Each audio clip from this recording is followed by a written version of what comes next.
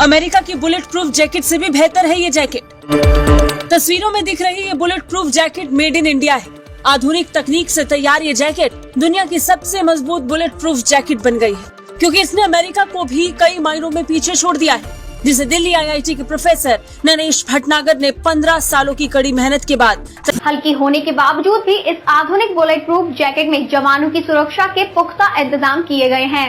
यह जैकेट क्रमशः 8 AK-47 HSC और 6 स्नाइपर API गोलियों को मात देने में सक्षम है।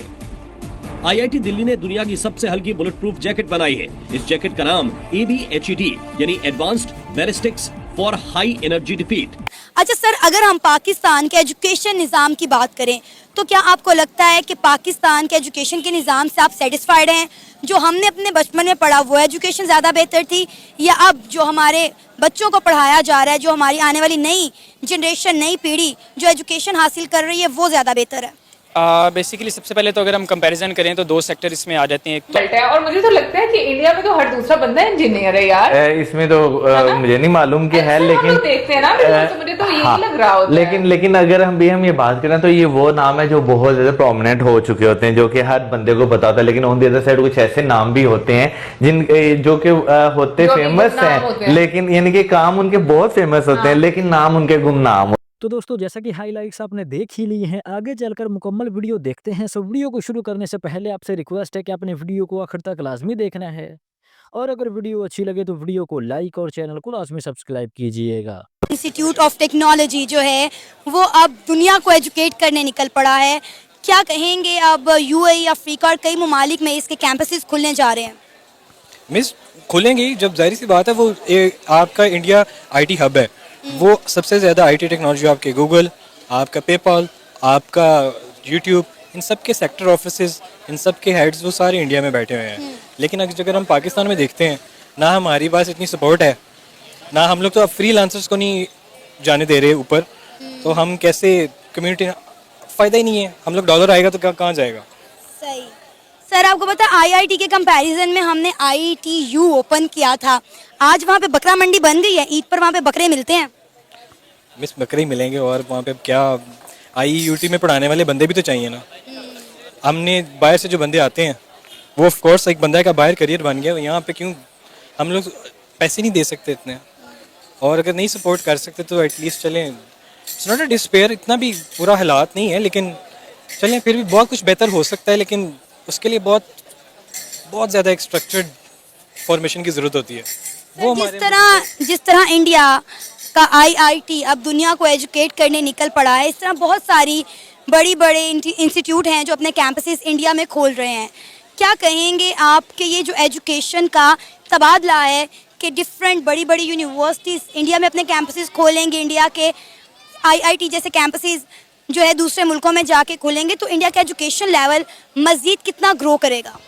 मिस मज़ीद ग्रो नहीं करेगा, इट्स ऑलरेडी इतना मज़ीद है। इट्स नॉट, ये यूनिवर्सिटी कभी किसी दूसरे मुल्क में तब ऑपरेट करती है जब वो उनके एजुकेशन स्टैंडर्ड्स दूसरी कंट्री के साथ मैच कर रहे हो।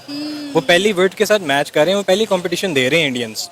हम कंपटीशन ही नहीं देंगे जब हमारा स्टैंडर्ड ही बहुत लो है, तो वो दूसरी IIT जैसी इंस्टीट्यूट्स क्यों आएंगे पाकिस्तान में? वो दुबई में भी जा रहे हैं, वो गल्फ़ में भी जा रहे हैं, वो साउथ अमेरिका, हर जगह जा रहे हैं। लेकिन पाकिस्तान में जब आप अपना एजुकेशन स्टैंडर्ड ही आप नहीं करेंगे, हम तो अभी रटे सिस्टम से नहीं बाहर आए।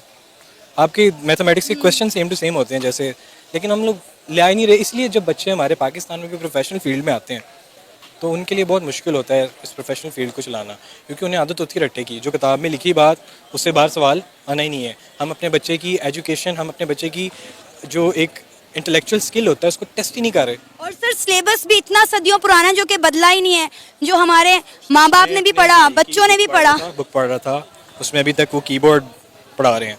IIT ऐसी मुल्कों में तो नहीं ना आएगा जहाँ पे आप बच्चों को ये सिखा रहे हो, उनके माउस की डेफिनेशन पढ़ा रहे हैं। जी, माउस को हम चूहा भी कह सकते हैं। हाँ।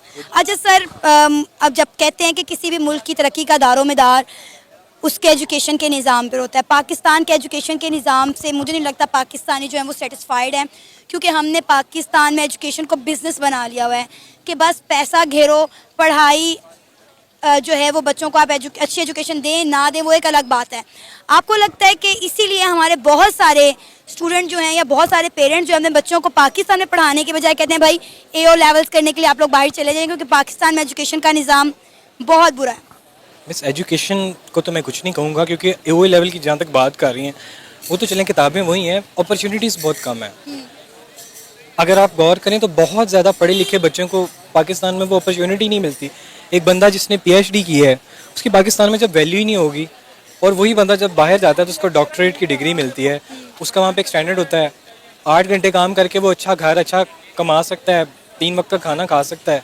और पाकिस्तान में 20,000 रुपये जहाँ पे आपकी महंगाई की शरह 42% चल रही हो, वहाँ पे आप 20-25 हज़ार की तनख्वाह में एक PhD को रखेंगे तो फिर ऑफकोर्स बच्चे जाएंगे बाहर। सही। सर, अगर इंडिया की तरह पाकिस्तान में भी कुछ बड़े ममालिक की यूनिवर्सिटीज़ के कैंपसेस खुल जाएं तो आपको नहीं लगता कि हमारे बच्चों को इतने ज़्यादा पैसे खर्च कर इतने पापड़ बेल कर दूसरे मुल्कों में जाकर पढ़ने की ज़रूरत ही नहीं है? मिस ऑफ कोर्स ये तो बहुत अच्छी अपॉर्चुनिटी होगी। अभी बहुत सी यूनिवर्सिटीज़ आई भी हैं, लेकिन बात ये कि वो फिर गवर्नमेंट सपोर्टेड हो। यूनिवर्सिटीज़ तो आ जाएंगी, लेकिन क्या आपके मुल्क में इतने हालात हैं वो बच्चे उनकी फ़ीसें दे सकते हैं? हाँ, अमीर का बच्चा तो यहाँ से भी चला जाएगा। बात तो ये है कि जो आपकी मिडिल क्लास है, चलें लोअर क्लास को तो मैं कहता हूँ कि चलें यहाँ पे पढ़ ले, पर वो भी राइट रखते हैं। तो क्या आप ऐसी स्कॉलरशिप्स दे सकते हैं? अगर वो आएँ यहाँ पे इतनी फैसिलिटी क्रिएट करें तो 100 बिस्मिल्लाह। तो दोस्तों, जैसा कि वीडियो में आपने देखा है, इस समय भारत ने एक बहुत बड़ी जीत हासिल करी है। एक ऐसी प्रोडक्ट बनाई है जिसको देखकर दुनिया हैरान रह गई है।